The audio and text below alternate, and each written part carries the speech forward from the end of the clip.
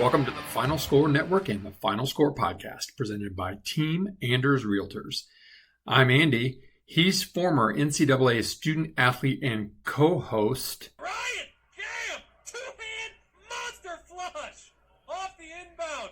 Ryan, Cam, slam, jam. Oh boy. Find the TFS pod and our playlists wherever you stream your podcast or music.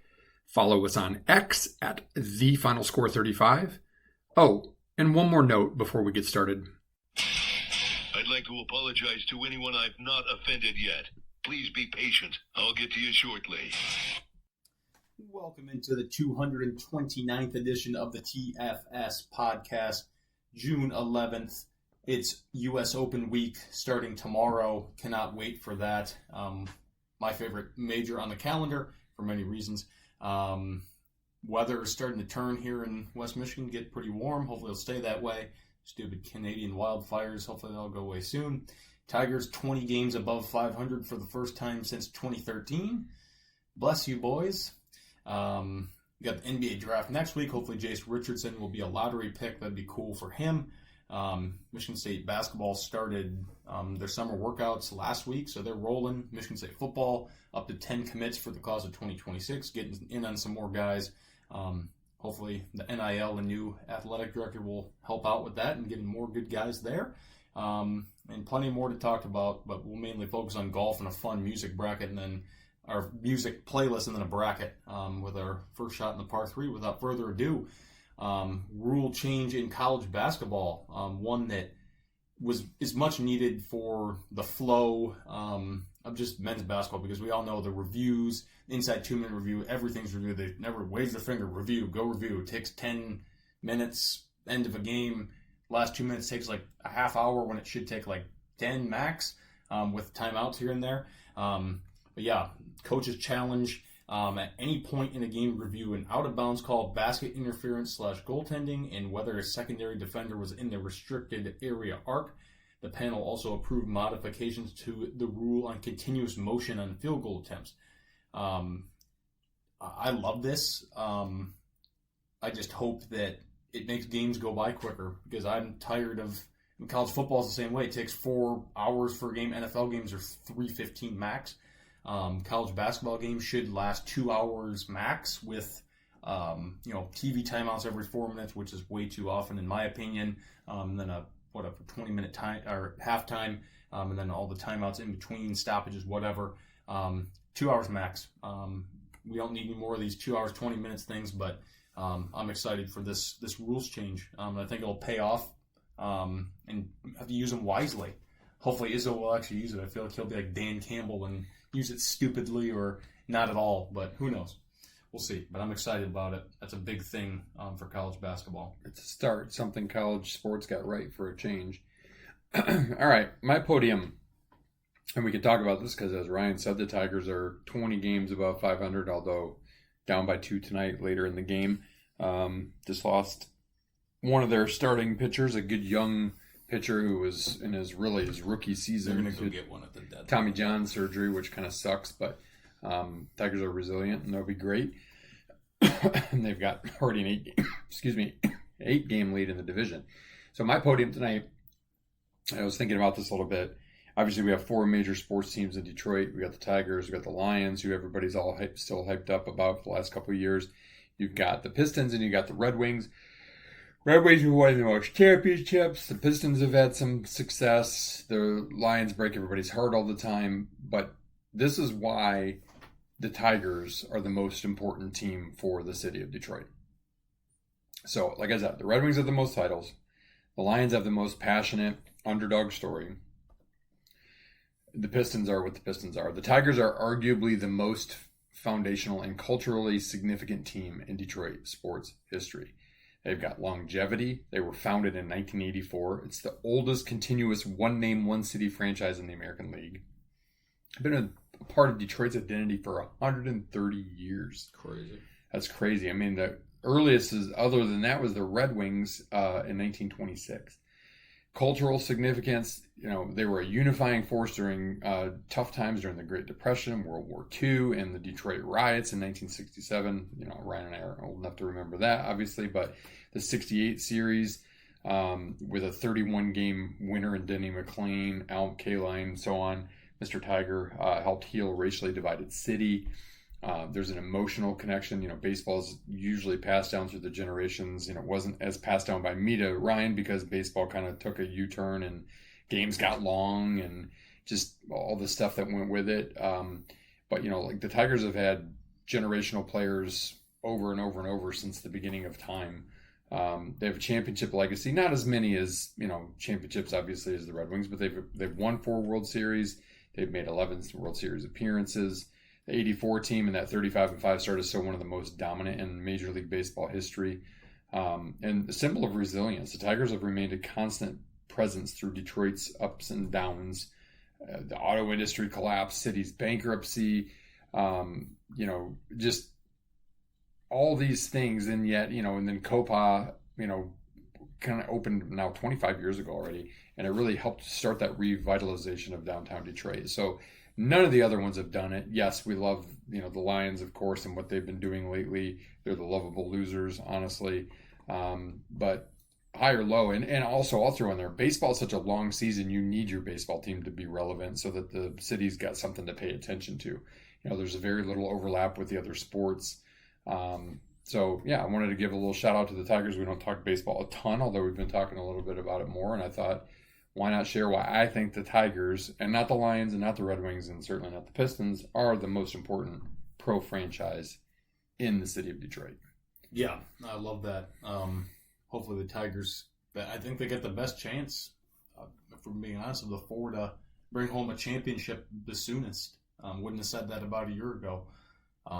Yeah, they've got a lot of depth, even with, losing some down guys injury to begin the season. They're getting those guys back, down a couple guys now.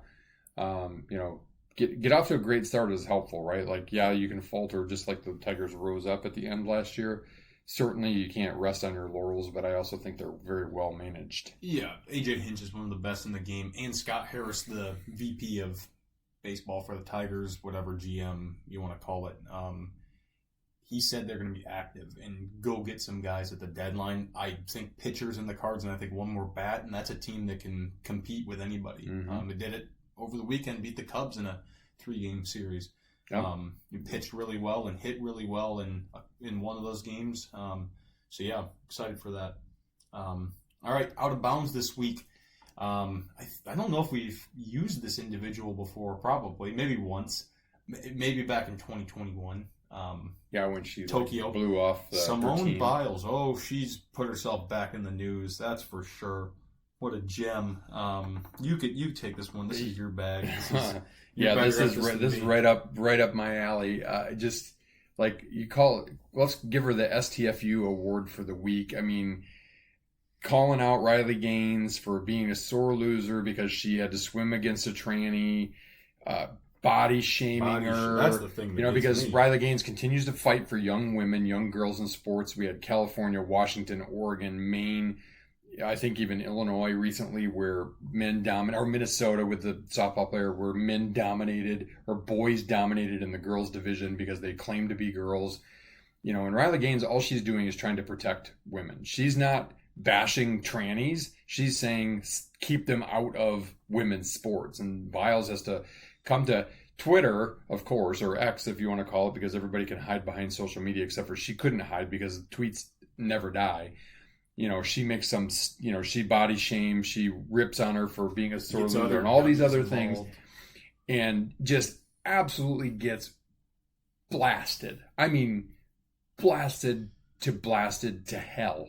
And takes 4 days and then releases again on X, not like an actual public statement or not going on TV or something and saying, hey, look, I messed up. A very PR feeling, not really meaningful, certainly not contrite. Yeah, I went too far. I shouldn't have said that. It was PR damage control. 4 days too late for starters, honey. Like, fire your PR agency because they should have been on that within an hour. You just absolutely got played a fool by opening your stupid, uneducated mouth. you're not somebody who's had the experience and you rip on somebody directly who's had the experience, who again is not ripping on trannies, which I will if they won't, but who's not ripping on them, is just simply saying keep girls sports for girls sports, and you went there and you're paying for it and you're supposed to be a role model for young girls. You get this week's out of bounds, but also STFU award, maybe of the season. You are right up there with LeBron, with Angel Reese, and the other scumbag athletes that need to keep your mouth shut. I love it. All right, shot one, back to the par 3 this week, is presented by North Sports Group. NSG is a boutique agency of experts with 30-plus years experience in sports sponsorship and much more. Learn more about them today at northsportsgroup.com. We will start with a beautiful bracket that Christopher Palooza, Christopher Columbus Tiscornia, Call sign Pod Notes. send us on, it was Saturday morning, we started golfing. Great, he says, I asked ChatGPT to create a bracket of the top 16 MSU hoopsters, and here's what it returned. Feel free to play it out in the pod, and we sure are going to do that. So no mailbag this week. We'll give mailbag a rest as we usually do for golf We'll have 2 special majors. guests So yeah, tonight. All right, number 1. The number 1 seed, Irvin Magic Johnson, led MSU to a national championship in 1979. Speaks for itself. Versus the number 16 seed, underrated Spartan, Mike Robinson, 10th all-time leading scorer with no three-point line, averaged 20.3 points per game, 2-time All-Big Ten selection. I've got Magic here. I mean, how can you not? Mike Robinson was a great player in the early 70s, but Magic Johnson's not even close. Yeah, not even close there. Magic Johnson will face the winner of the where would he go? Where do we go? 8 seed. Cassius Winston, speaks for itself. One of the best. Love him. Versus the number 9 seed, Greg Kelser, Special K. Oh, Kelser's a 9 seed. 4th all-time leading scorer. I'm gonna go with Cash though. It's tough because Cash is obviously more recent. He's our boy. Kelser played on a national championship team, but Cash has got us back to the Final Four. Arguably, very likely could have got him to another Final Four, maybe a national championship. It's hard because Special K is special. He's in the rafters. But I'm going to go with Cassius as well. That's more of just a little bit more of a like than anything. And I think ChatGPT has Kelser underrated as a 9. I would have had him as probably a top 4 seed. Now this is interesting here. The 4 seed, Steve Smith, Motor City Smitty, 2nd all-time leading scorer, playing the number 5 seed, Scott Skiles. No, isn't Steve Smith against Sam Vincent first? No, I'm going 4 versus 5. Oh, I'm looking at no, that's 4. Oh, I see. But what's Scott Skiles though? Scott Skiles maybe. Sorry, we're looking back at Chris's I'm list. going off the numbers, like 1 through 16. Oh, I see. Like it's yeah. Okay, yeah. That makes more sense. Smith against Skiles. Wow, that's 2 names in the rafters. 3rd all-time leading scorer, 2nd all-time leading scorer. Consensus all-Americans. I would still say Skiles. I'm wrong. It'd be 4 versus 13. I'm an idiot. Yeah, that's what I thought. I'm stupid. I'm sorry. That would be way too early to match that up. Yeah, sorry. Smitty against Sam Vincent. Smitty, I'm going Smitty. Sorry. That was my bad. Sam Vincent was a really nice player. First round draft pick in the NBA, kind of played in the lull between, the championship team and then as Michigan State built back up. But yeah, you got to go with Motor City Smitty for sure. Then we've got then you got 5 seed Scott Skiles against 12 seed Jay Vincent. I'm going Skiles. Yeah, I'm going Skiles too. Skiles is one of my all-time favorites. Just electric. Like if they had the 3-point line his whole career, he'd be the leading scorer in Michigan State history. Jay Vincent though, great player on the national championship team. Yep. The 3 seed Sean Rusty Respert versus Terry Furlow, one of the best scorers of all time. The record for most points in a game in Michigan State history, died tragically in a car accident. Respert. Yeah, Respert. I mean, leading scorer all time. I got to see him all 4 years when I was at Michigan State. Special player that probably would have had a really good NBA career if he had not come down with stomach cancer. Yeah. The number 6 seed, Draymond Green, versus number 11. One of my favorites, Kalen Lucas. That's a tough one. I'm going to go a little upset here. I'm going to go with Kalen. I'm going to go with Draymond. Draymond was just like a stat sheet stuffer. 2 Final Fours. I'm going with Draymond. The 7 seed, Denzel Donkey Teeth Valentine, against the 10 seed, Mo Pete. Man, Mo Pete is a 10 seed. I'm going Mo Pete. I'll go Denzel. Denzel was a special player. These are hard because these are all good players. And then the number 2 seed, Martin Cleaves, was number 15 seed, underrated Paul Davis, but I got to go Martin. Yeah, you got to go with Martin. Won a championship. I mean, Paul was a great player. One of Michigan State's best ever bigs. I'm kind of surprised that Zach Randolph wasn't in here, although he only did play 1 year. So yeah, no one and dones really in here. All right, we both got Magic versus. Did you have Kelser or Cassius? I had Cassius. I'm gonna go Magic. You got to go Magic. Yeah. Yep. The 4. Now we've got the 4-5 Scott versus Smitty. I'm gonna go Skiles. I'm gonna go Smitty. It's hard though. That's a hard one, but I'm gonna go Smitty. 3 versus 6 here. Respert versus Kalen Lucas. I got Sean Respert. Yep, I got Respert over Green. All-time leading scorer, and then we've got I've got Denzel versus Mateen, and you have Mateen versus Mo Pete. I'm gonna go with Mateen. Yep, I'm gonna go with Mateen as well. 1 seed Magic Johnson against the 5 seed Scott Skiles. Magic. Yeah, I got Magic versus Smitty. Man, they both have done so much for Michigan State off the court too. I'll go with Magic. So we're going to have a point guard matchup here. Mateen Cleaves versus Sean Respert. I got Mateen versus Magic in the championship. Who are you going to have playing Magic in the championship? I'm going to go Respert. Okay. I've got Mateen. And I'm going to go Magic by a hair over Respert, mostly because he won a championship. I'm going Mateen because he got 2 Final Fours, Big Ten Player of the Year, leadership. Magic changed the game, though. Yeah. I mean, that was a really good one, Chris. Yeah. Really Real really quick, good. a word from presenting sponsor. Team Andrews Realty will help you find the home that fits your wants and needs, and they make the process simple and fun along the way. The Andrews have served thousands of clients for 30-plus years in the West Michigan area and are here to serve you today. Learn more at teamandrews.com. All right. If it's a major week, you know what that means. That means we have guests. We've got Pod Notes, a.k.a. Chrisapalooza, and Mitchapalooza, a.k.a. Stick, on the call this week to help us with our draft choices and, of course, another playlist. Mitch and Chris, welcome to the podcast. Thank you. Thank you for having me again. Yeah, thanks for having us. Chris, I believe you said you wanted to start us off with a trivia question or a fun fact. Go shoot.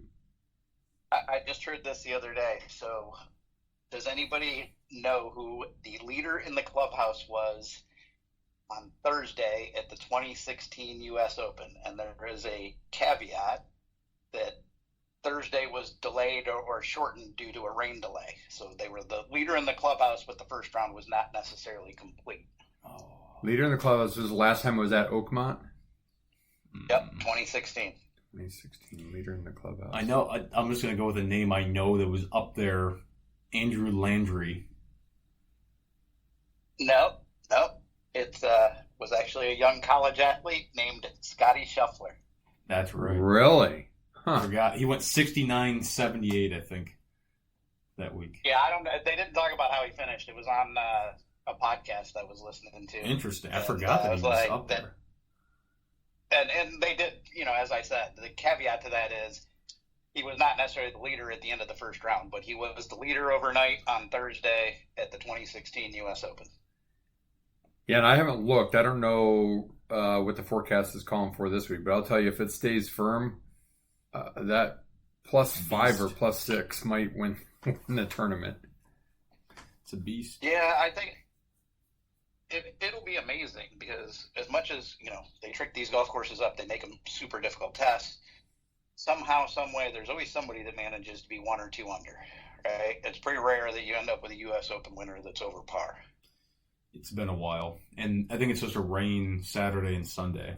That's what Which will make the rough worse, but the greens will be a little bit more receptive. The thing is they don't even need to really trick out that course. They just let the grass grow a little bit long and keep the greens nice and tight, and they don't it's just difficult. It's just a hard Yeah. course. I mean, Rory shot an Yeah. 81 in his practice round earlier in the Yeah, week, I I think, heard or that. last week. Last week. Yeah. You Crazy. see, I saw a video of Morikawa practicing. He was off the side of the green and had a wedge in his hand and tried to chip it out of that rough, and it went about a foot in front of him. And so he brought it back, dropped it back in the rough, got it down there nice and good. Tried again. Basically looked like about what any one of us do many, many times around the green and rough, not nearly that thick. He bladed that sucker about 60 yards over the Oh my goodness. It sounds about right. Or I was seeing videos yesterday on TikTok of guys, was it number one, I Yeah, that think, was putting from Zach 100 White. yards out? 120 yards. Yeah. Yeah. That's insane. But, you know, it's going to take imagination, that's for sure. Imagination, creativity, and accuracy, and mental toughness. Mental toughness is a big So, speaking of that, without further ado, should we get into it? Ryan, Yeah, what's let's our do it. picking order by virtue of the PGA? Yeah, PGA finish. finishing list. Andy, first pick. Mitch, second pick. Ryan, third. Chris, fourth. Snake-style draft. As we've done every time, we will do 5 picks. You can sub in your guy before the third round starts, if you so choose, and we'll do a DFL just for fun. And then we'll do the playlist after that. So, without further ado, All right. Well, no real surprise. really hard pick. I'm going to take Mr. Scheffler. Yeah, that plus 270 odds, that's a tough first pick for you. Definitely. No one playing better golf right now. No, Scotty is he's just tough. He's accurate. He's just you can't not pick him. He may not win, but you can't not pick him. That's for sure. He's bound to play well. All right, Mitch as pick number 2. I will go with the defending champion, Mr. DeChambeau. Length is key at Oakmont, and typically most U.S. Opens. So let's just hope he can keep it in the fairway, because sometimes he's swinging so hard that he might hit it all over the yard. But yeah, I mean, the dude loves the U.S. Open. He's proven he has what it takes at that specific major. So maybe he's probably the only guy that'll give Scotty a true run for his money. And he plays well in tough golf courses. If you have a minute, I'm not going to get into it, but I was listening to his press conference yesterday, him talking about his new irons and all the things that he changed. It's ridiculous what he was talking about, how the subtle changes he has to make to hit him, to make him perfect for him. Crazy guy. He's the mad scientist. That he is. All right, I am third. I'm going to go with a guy who has never finished outside of the top 15 in his U.S. Open career, Xander Schauffele. I think he's rounding into form a little bit, and I think that He's got 7 top 10s seven out of 8 top 10s. Yeah, he's as solid as they come in this tournament. Might not win it, but he'll be up there. Chris. All right, so I'm going to take Rory for my first pick here in the first round. I know he hasn't been playing well, but I think he will certainly make the cut, keep himself in it. I mean, he has got a world golf ranking of number 2 in the world right now, behind Scotty. So how do you skip him? And then for my next pick, we'll go with Mr. Colin Morikawa. Even though I just talked about how poor his chipping was off the side of the green. But hopefully there's as many videos of him figuring it out as there are that one of him not figuring it out. Yes. I think he's due for a good week. He has been kind of quiet since the Arnold Palmer. I could see him playing well. If you haven't seen the video, the one of him on whatever hole that is, the par, I think it's 8. That's the 300-yard par 3 of him being like, I don't know if I should hit a driver here, take some off of it, go full 3-wood. It's kind of interesting to hear him talk. But good pick, Colin, there with your second one. I'm going to go with a guy that's played super well in the last 3 majors, live top 10 liver, John Rahm. And the U.S. Open champ. Yep. 2021 U.S. Open champ. I think he's got a decent chance here. The hard part is he's playing on Live. I'm hearing he's playing well, and that this is the type of golf course that should suit him. But who knows? It's so hard when they're on Live to really follow who's playing well and who's not. And really, the only reason we all know so much about Bryson is he's got such a social media presence that you just kind of understand where he's at and how well he's playing. Right. Yeah. Exactly. Definitely. Back to Mitch. I think I'll stick on the Live train here and go with the guy that's actually winning a bulk of those tournaments, which is Joaquin Niemann. He, again, statistically speaking, right, I'll try to leave the competition side out of it because it is still impressive to win golf tournaments no matter how, who's playing or how many people are playing. But specifically his approach, game, I guess I can say, and his wedges around the greens and his putting have been phenomenal and have proved him well in the first two majors of the year. So hopefully he can keep that up, and it sounds like that's what's going to be needed to at least be in contention at Oakmont. Good pick. All right, I'm going to go with somebody that I do know is one of the more accurate drivers. He's steady. He's pretty mentally tough. He's stoic. He hasn't done a ton this year, although he's had a couple of decent showings. I don't really actually like watching him play, but I think he'll do well for me, and that's Mr. Patrick Cantlay. Plays well in the Northeast. Wow, that's a surprise pick. You're not a fan of him. I'm not a fan of him, but I'm thinking about maintaining my picking first streak strictly. I mean, I got some guys on my list that I, doing my homework, I'm like looking for guys who keep it in the fairway, who are mentally tough, who've kind of won championships before. Yeah, his putting is pretty solid too. So on my rebound pick, let's see here, and I got a couple guys that I could go with. Maybe early to take him, but again, he's Mr. Steady Eddie. He makes cuts. He finishes top 10, top 15. He's due to win something at some point in time. I'm going to go with Fleetwood for my third pick. You like him in your? I do like him, and he usually serves me well. So I think he bit me at the Masters or the PGA. He missed the stinking cut. So good luck. No, I think I had him in the PGA, and he did make the cut because I had all five of my guys made the cut.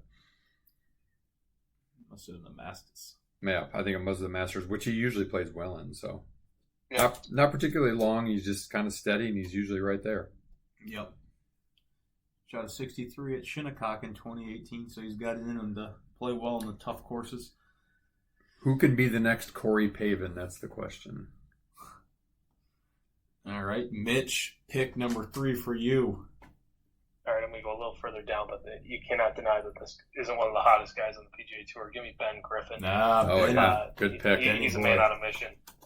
He's awesome.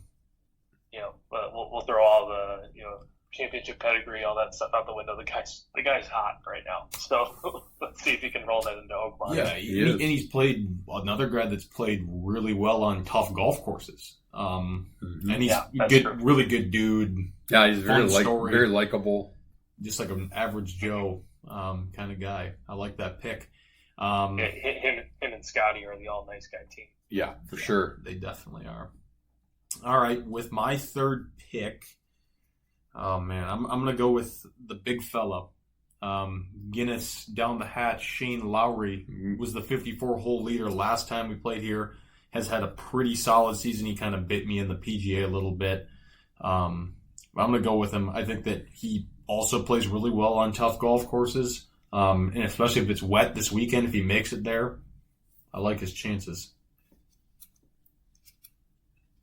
Ryan, I missed it. Who'd you pick? Shane Lowry. Lowry. Yeah, I think he's one that he's either going to make the cut and compete, or he's going to be out of it by end of day Thursday. Yeah, I could totally see that. Chris, you're get back to back here. All right, so I'm going to go with Mr. Oberg. He's been playing well. He's usually pretty competitive in big tournaments, particularly the majors. So I'm not going to leave him off. And then for my fourth pick, we'll go ahead and take Mr. Sepp Straka. Ooh, Big Daddy Sepp. I like that. He's played great I like this Sepp. year. Very good iron player. Very good putter. Not the longest guy, but he hits it pretty straight. And same with Ludwig. He's long and he hits it fairly straight. If he has a good week driving the ball, he could definitely give himself a chance. His iron game's a little squirrely, but if he gets hot, he gets hot. Two good picks there by Chris. Back to me. I'm going to ride with little outside the box pick here for me. I'm going to go Sam Burns. Lost in a playoff in Canada this past week. Dude is just phenomenal with a putter in his hand. His iron game is getting better, and he's fairly straight out the tee. I think that his putting keeps him in this thing. I don't know if he wins, but I think he could be a top 15, top 20 guy when it's all said and done.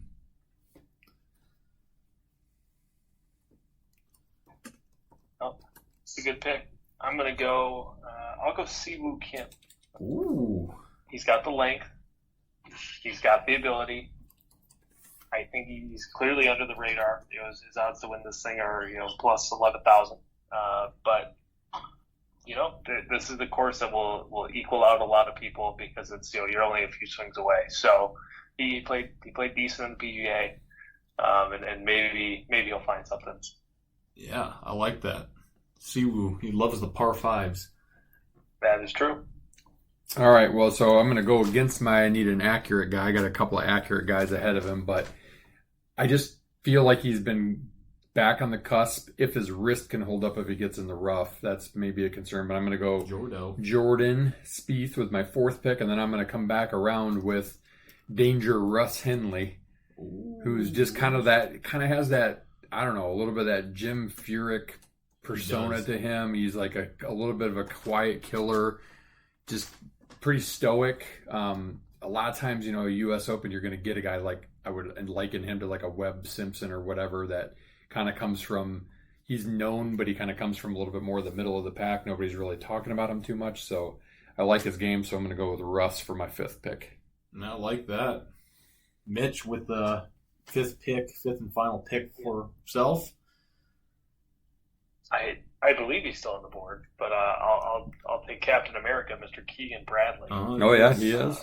He moves it right to left, which as long as you know where it's going, you got a chance. There's not as many trees off the tees at Oakmont to really worry about.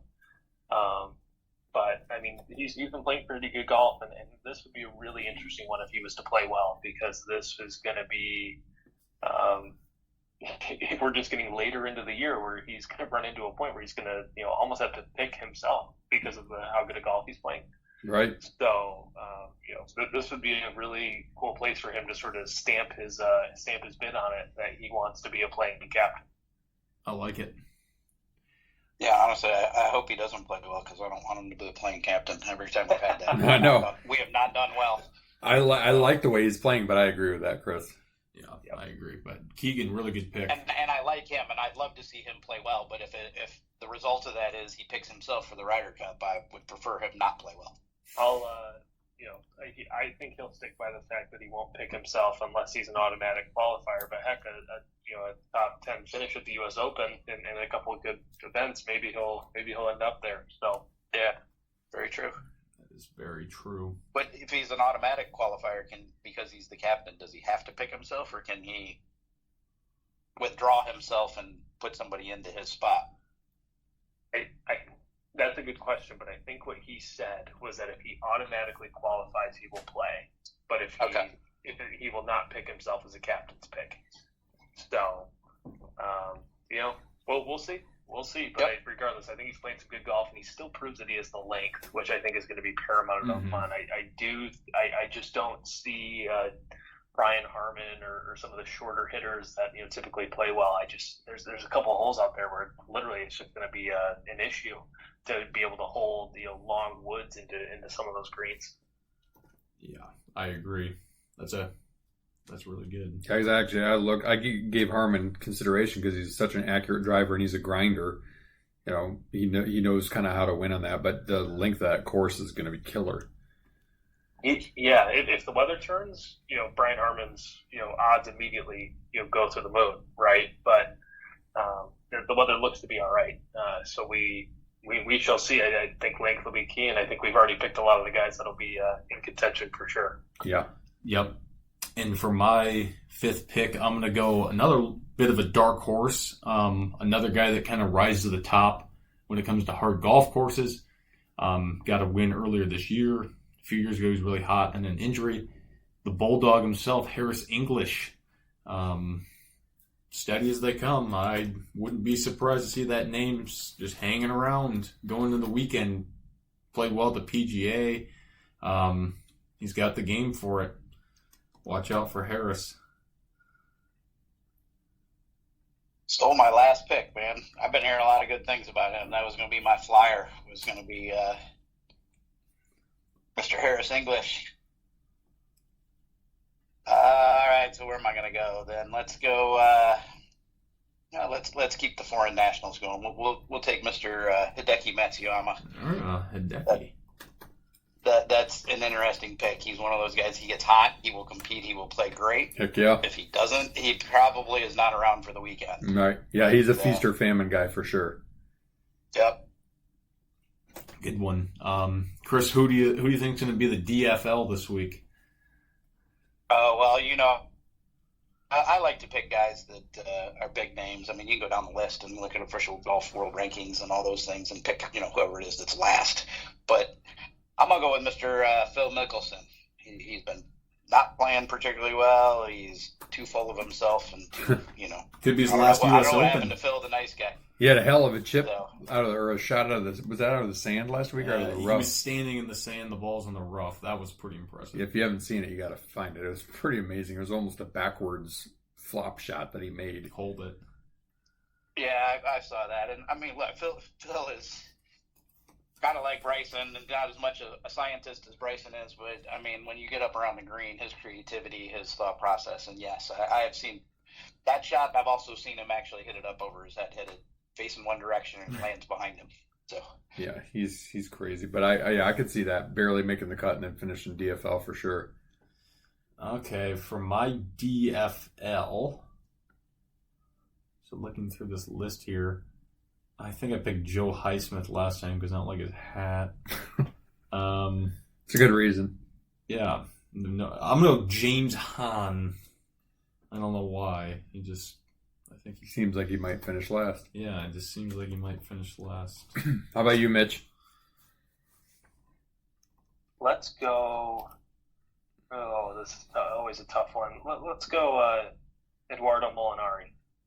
I think that's got 83 written all over it. Yeah, brother of Francesco. And that still might not be last. Right. Someone's going to shoot an 89. Nick Dunlap, anyone? 90? Yeah, right. I'm going with Pavone as my DFL. Really? After he finished top 5 last year? Mm-hmm. He's not been playing very well this year. No, he's been very off. It's a Ryder Cup here. He's scared. Anything else on the course? Anything you're particularly looking for when it comes to this tournament? I'm just really excited to see how these guys play out of this rough.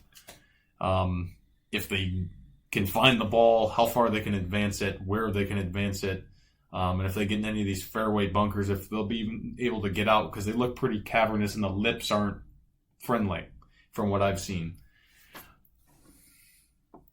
Yeah, I think it's going to be interesting. I think if they get weather, I mean, there's some things they can do, right? If they get weather and it gets really wet, my guess is they'll cut that rough down another inch or so. They're not going to take it down too far, but we've all played in the rain. We've all played in thick rough when it's wet.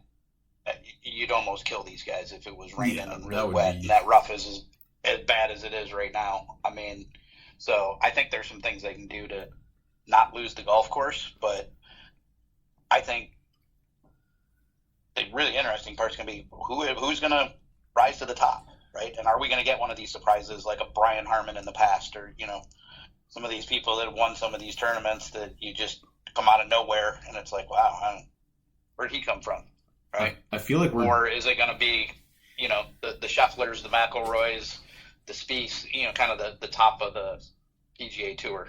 Yeah, I was going to say I feel like we're due for just a rando, because it's been a little bit. I mean, Gary Woodland, I guess, was kind of an outsider, but he played good golf going into it. I'm trying to think of like the last time a kind of a random guy won.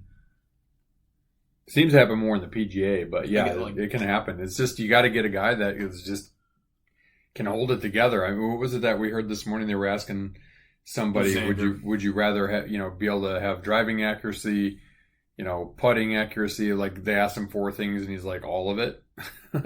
Because I mean, you can't have any part of your game slip, and you also can't freak out if you get a double, because it's going to happen around you where things just happen. Like I think I also heard something ludicrous today about maybe it was Jack or Arnie won or didn't win once when at Oakmont. Did not have a 3-putt until late in the, that was back when they played an 18-hole playoff on Monday if they made it. I think it was Jack. It did not have a 3-putt until late in the tournament and still lost. Like it's insane how just accurate and how much just mental fortitude you have to have, which is why it's a great test. And it's long, but it's not like the grass is long and whatever, but it's not tricked up in terms of weird placements of things. It's just, that's the course, right? The church pews, the piano keys, the rough, the fast greens. I mean, it's just how that course is. And it just puts a premium on good shot making and being accurate and, being tough. And it'll be interesting to see who's crowned champion. That's for sure. Yeah, I think it's going to be interesting. You listen to all these press conferences and you listen to these guys talk as they've been playing practice rounds and getting out there last week or whatever to see the course. Rory talking about shooting 81 and felt like he played pretty well. One of the things, and look, these guys are world-class athletes. They've got world-class people around them, including sports psychologists. But when you hear them talk, that negative mindset going in. Oh, yeah. I didn't think I played that bad and I shot 81. We all know, we've all been there in our life. You get that negative mindset. I've shown up at golf courses that I've played that I just don't like the golf course. I'm already defeated before I go off the first tee, right? It's like, oh, here we go. And now, again, they got to be dealing with that with their sports psychologists and people around. How you get yourself in the right mindset to be positive. And as you said, Andy, things are going to go wrong, right? How do you keep yourself from getting too down on yourself? Yep. 100%. You're going to get a bad bounce. You're going to get a bad break. You're going to get a bad lie. Something's going to happen. So it's how you respond to that adversity. And that's what makes the U.S. Open always, to me, the best of the majors, bar none. Best test. All right. So we switch it over. Top 10. Yeah. To our playlist this week, Shot which 3. we've been promoting a little bit. The top 10 favorite songs of each of us. Which is very difficult to do, I can say, because I started this list a long time ago, and I kept adding to it, and I kept re-ranking some of the ones to get in there, because I got it down to 18. That's not 10. I'm not going to do all 18, but I do have a top 10, and I'm still going to probably surprise myself on which I end up picking for number 10. So I'll go first since I picked first. And this is not necessarily in order of my favorites, although number 1 is my probably all-time favorite song, Night Moves by Bob Seger.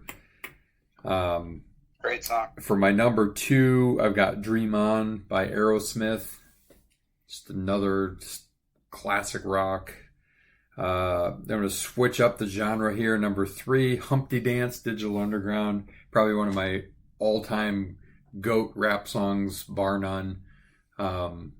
This brings me back. Still one of my favorites. Number 4, a lot of good songs by this group, but I'm going with Photograph by Def Leppard. Number 5, I'm going to go with or Without You, U2. Number 6, got to throw a little country in there. I'm going to go Friends in Low Places, Garth Brooks. Van Halen, another group that I struggle to necessarily pick the absolute best, but we often use as an icebreaker at work with new group things, like what would be your walk-up song for a baseball or whatever, and this is always my walk-up music. It's Hot for Teacher by Van Halen. Just love the beginning of that song. This is probably my sneaky one. Ryan was trying to guess that there was some Beastie Boys on my list. I'm going New Style off License to Ill. A lot of people would go Fight for Your Right or Girls or Brass Monkey. or one of those, but I'm going new style for the Beastie Boys. Number 9, I got to kick it back to Cedar Village Parties and go Piano Man, Mr. Billy Joel. And this is where it gets tough because there's a lot of ways I could go. I could go a little Cars, I could go a little Eagles, I could go a little Michael Jackson, even a little Eddie Rabbit. I'm going to go with Take It to the Limit by the Eagles, squeezing in as my 10th pick. I like it. All right. That's well done. That Very. is well done. Yeah, this was a pain. It's hard. When you start talking top 10 favorite songs, like, I really enjoyed the process of trying to pick 10 favorite songs, right? But I made a list of about 30 and then tried to whittle it down. Yeah, it's hard. It's hard because you just you hear a song you haven't heard in a while, and you're like, damn, that's one of my favorite songs. It's like pretty. Yeah. That's what I kept doing. Yeah. Because I mean, this isn't as hard. Yeah, this isn't as hard as a Greenside chip shot or hitting on the church pews at Oakmont. But in my head, this was a challenge. So pretty close. I would agree. Without further ado, let's go Arkansas by Chris Stapleton. You put that on the last one, and I had never heard it, and I really like that. It's a great song. I'll just say you're welcome. Yes. Thank you. And then we'll go Mississippi Queen by Mountain. Talk about a high quality intro. Then Gimme Shelter, the Rolling Stones, all time rock song there. Then I'm going to switch it up. This is probably one of the most dramatic switches ever, and Ryan, you'll laugh at this. We'll go Portland by Drake. I like it. And then we'll go to Without Me by Eminem. Yeah, very good pick. My wife laughing in the background is making this even better because she has not seen this list either.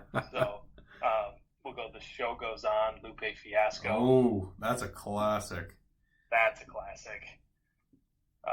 Then we'll go No Role Models by J. Cole. We'll go The Way I Are by Timbaland. Wait. Then, repeat that again. You broke up there a second. The Way I Are.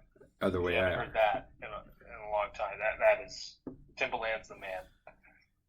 And then my last two, we'll keep it a little bit more family friendly. We'll go Bad Bad News by Leon Bridges. And then truly one of my all-time favorite songs is Put Your Records On by Corinne Bailey Rae. That's about as good of a Sunday morning song as you'll ever listen to. I love it.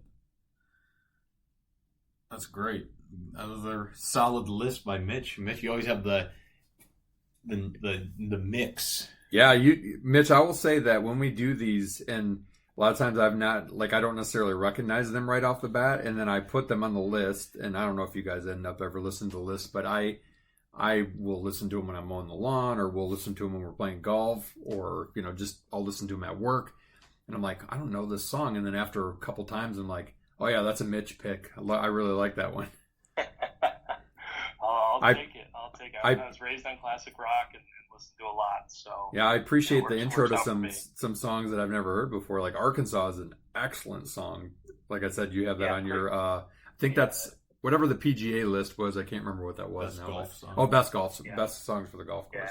Yeah, Chris Stapleton's the man. My wife's wedding song is one of his songs. Joy of My Life. That's definitely a favorite too, but a little bit slower. But yeah, Chris Stapleton's the man. He's coming to Grand Rapids, or he just came to Grand Rapids. So yeah, he rules. Love it. All right, I guess it's my turn. This is in no particular order. Also very hard to get to 10. This is the order I put them in, though. Number 1, Boys in the Hood, NWA/Eazy-E. I love that song. I've always loved that song ever since I first heard it. That's a good one. Number 2, Save a Horse, Ride a Cowboy, Big and Rich. Another good one. Good Vibrations by the Beach Boys. R.I.P. What's the guy's name? That was the Brian Wilson. Brian Wilson. Yep, Yeah, passed away today, passed away. actually. Hold on, so I got to that's get caught up. Big and Rich. And then we had, what was Good Vibrations? Good Vibrations. And then I'll go a little mainstream country from around this time last year. Instant favorite. I had some help. Post Malone, Morgan Wallen. Throwing it back to the early 90s, Death Row Records, The Chronic, Nothing But a G Thing, Dr. Dre, and Mr. Snoop Dogg. Another oldie, 80s this time, 80s rap, Walk This Way, Run DMC featuring Aerosmith, stealing from the original, and an amazing music video. Back to main time, this time, More Than My Hometown by Morgan Wallen. Then I have Billie Jean by Michael Jackson. Good one. Beat It almost made my list. And then it should have. I know. Chris, you know why. Right. It was close. It was just on the outside. Chris, do you have a mind? I can always add it to my list. I'll put it on honorable mentions. So you can put it on the list. Chris, do you have like a mind eraser for yourself from having to see that when you so many times? Are you kidding? And brought the girls in. I'm thrilled he did it all the time. Oh my gosh. Then my last two, Take Me Home, Country Roads, John Denver. Oh, excellent one. And then my final one, courtesy of the Red, White, and Blue, Mr. Toby Keith, R.I.P. A lot of dead people on my list. That's all right. All right. Chris, it's all you. Chris. All right. So, no particular order, and as we're going through this, I'm thinking of more songs that are not on my list. Like, nobody came up with Bruce Springsteen. I mean, Born in the USA, that was, I can remember rocking out to that a lot as a kid.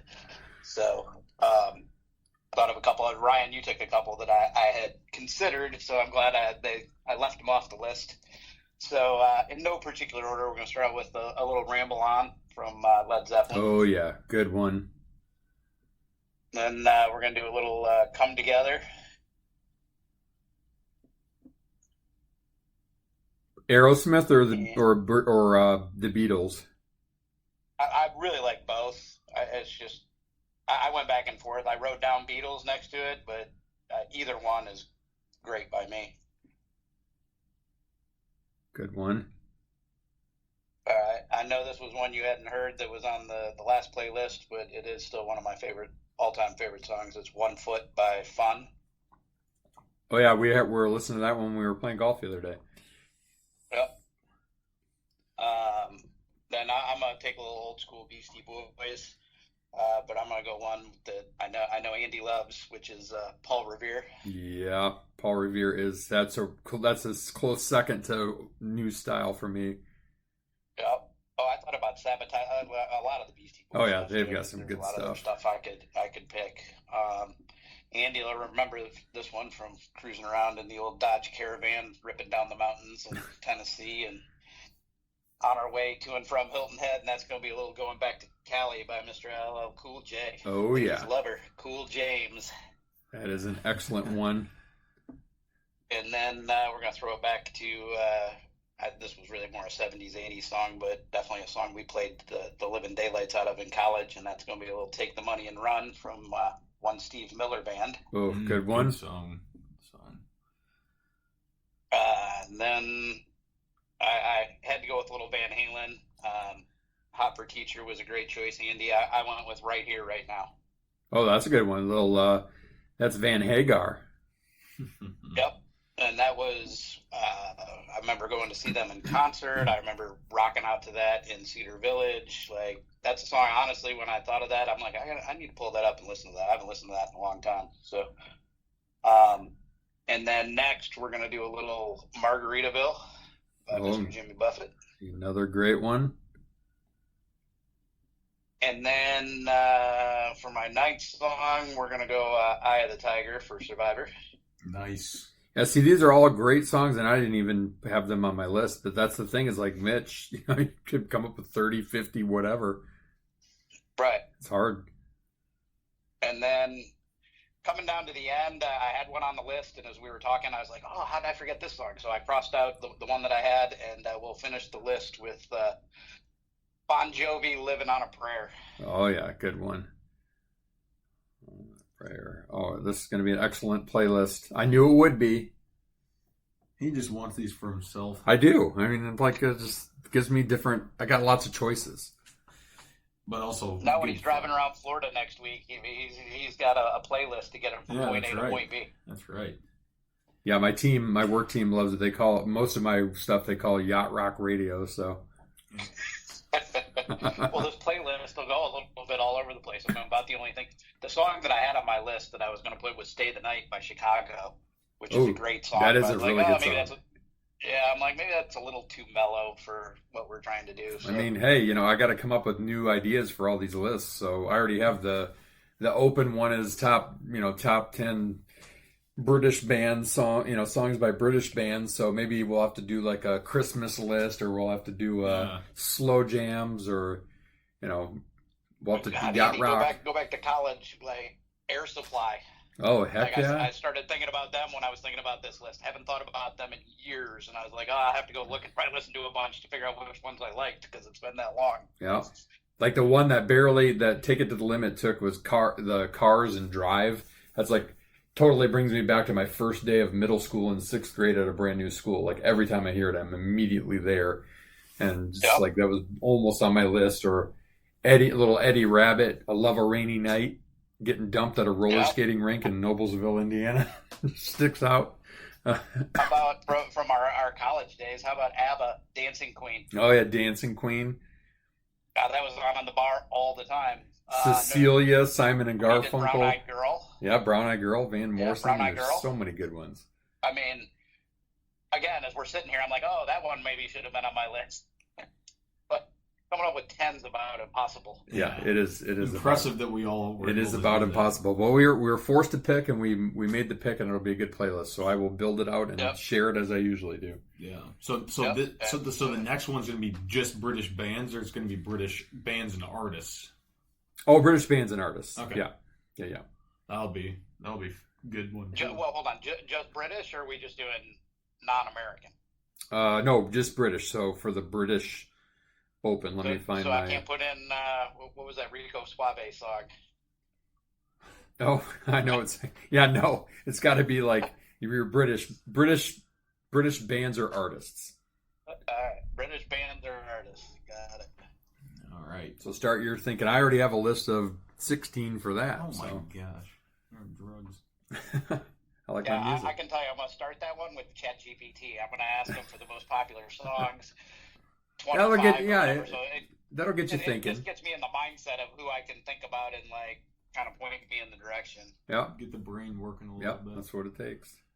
All right. Well, that was a fun one. Let's finish off the pod like we always do with a sprint.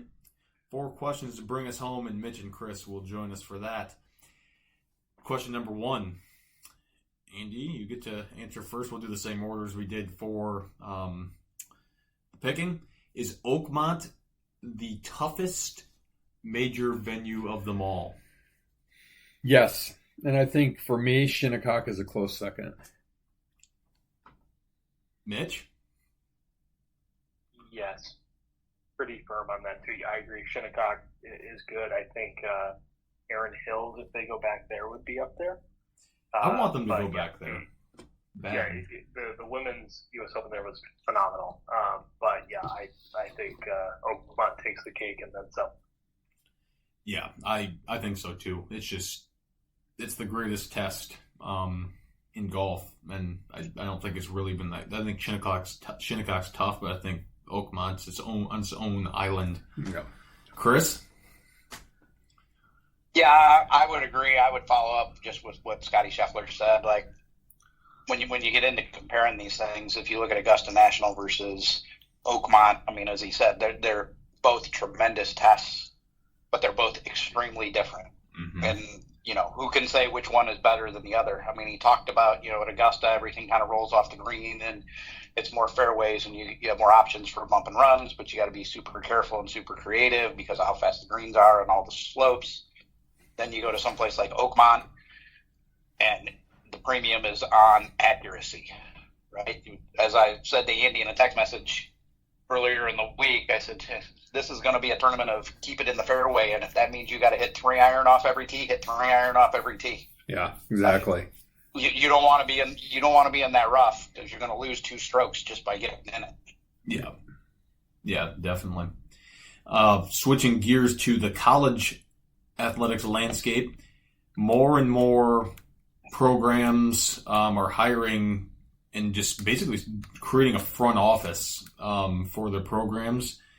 Do you think that every college football and basketball program is going to need a front office approach in today's day and age with how quickly the money and rules have changed? Yeah, I mean, it starts with an AD. Like Michigan State made a good hire. We talked about that last week. Sadly, but yes. I mean, and you're going to also have to make some tough decisions on, do you go the SEC style and cut out some of your sports and turn them into club sports? Obviously, you got to keep Title IX into consideration and stuff, but they've got money to use, so now they're going to have to use it wisely if they want to continue to get a piece of the bigger pie. Yep. Mitch? I'll echo what Andy said. In fairness, I think some of these teams have already kind of had, some of the larger schools have basically had that probably for the last decade or so anyways. And some of the schools, I think of Alabama with football, Ohio State with football, Duke with basketball. I mean, those things don't just happen, because a bunch of kids go on high school visits, right? But yeah, I mean, it is what it is. I just hope, selfishly, that Michigan State can keep up and potentially lead some of those areas. We certainly have what I think are 2 coaches that can do so as is at the end of his career, and hopefully Smith can hit his stride. And it seems like Jay Bad is as good as they come. So hopefully we can keep that going. And sure, I'll complain about some of this stuff, but if the school I support is winning, then that makes life easier. Yeah, I completely agree. Yeah. What made me ask this question is Oklahoma literally has a front office that they put out this week with like all the different positions, like an NFL team, and I think that's kind of Penn State, UCLA are getting private equity firms. It's nuts. Yeah, it's going to have to happen. Chris? Yeah, I would agree. I think it's going to get closer and closer to the NFL model. And to just piggyback on Andy talking about the private equity firms, I think that's the biggest fear we should all have as fans. Private equity gets involved in this. That's scary. It is a slippery slope, right? I mean, you look at what private equity has done to so many major businesses, because for them, it's all about ROI. Yep. And you're going to get your university tied up in that, and you're going to lose control. Yep. Right? Because they're going to hold the purse strings, and you're screwed. Yeah, it's scary. So, careful what you wish for. Yeah, that's right. All right, number 3. This was from a CBS article, and I thought I'd ask it. Most electric college football player since 2000. Most electric college, man, there's been a lot of them. I'm going to go way back, and I'm going to go to right around 2000, and I'm going to go with Charles Rogers. Ooh, Chuck. Mitch. That's a good answer. Let's go Johnny Manziel. Good choice. The off the field stuff plus the on the field stuff. Yeah, both, right? Electric was the word. Electric, just a interesting human. I'm gonna go with probably my favorite when I was young. The first person I really remember watching that wasn't a Michigan State guy, Reggie Bush. Unbelievable running back. Another good choice. Chris? Well, I was going to say Reggie Bush. So. Let's see. Andy's choice of Charles Rogers was pretty good. I don't know. Maybe Matt Leinart. Oh, no. Let's go Vince Young. Vince Young was pretty amazing. Oh, yeah, Vince Young. He was, too. 250. Had the arm, had the legs. Yeah, he was a good one, too. Good pick. And then our final question. Winning player and score this week at Oakmont. Winning player and score, I'm going to stick with my number 1 pick. I'm going to go with Scotty, and I'm going to say +3. Mitch? All right, I'll stick with my pick. I'll go Bryson 2 under. I'm going to go with Scotty at 2 under. And Chris? Yeah, I would guess Scotty's going to win, and I'm going to guess even par. Even par. Good mix there. +3, 2 over, 2 under, even par. Yeah. Nice. Well, yep. All right, that is our U.S. Open preview. Chris, Mitch, we appreciate you guys joining again. This is a really fun one, and we look forward to doing it in, what is that, like 4 weeks, 4 or 5 weeks? For 4 weeks for the Open, yeah. So, and maybe we'll have to have a special Ryder Cup one or something. We'll figure something out with the yeah. Ryder Cup. Yeah, pick like who we think, yeah, that'll be fun. A Ryder Cup selection show or something. Yeah. Preview, I don't know, that'd be fun. Or even before, if we do it far enough in advance, we could go, once the team's pick pairings who we think should play together. Yeah, that'd be a fun. I don't know if you want to get into doing that for the European team or if you just want to do that for the U.S. team, but kind of pick who you're starting, who you're sitting. Act as if you're the captain. Oh yeah, I like that. That would be fun. A captain's TFS pod. So we'll put that one together and we'll consider that. So that'll give us another 4 weeks out after the Open, roughly. So meantime, to close out the pod this week, as Henry C. Founds, the founder of Oakmont, once said, a shot poorly played should be a shot irrevocably lost. And that is precisely, this is my part, that is precisely what makes this tournament the quintessential popcorn eating meme.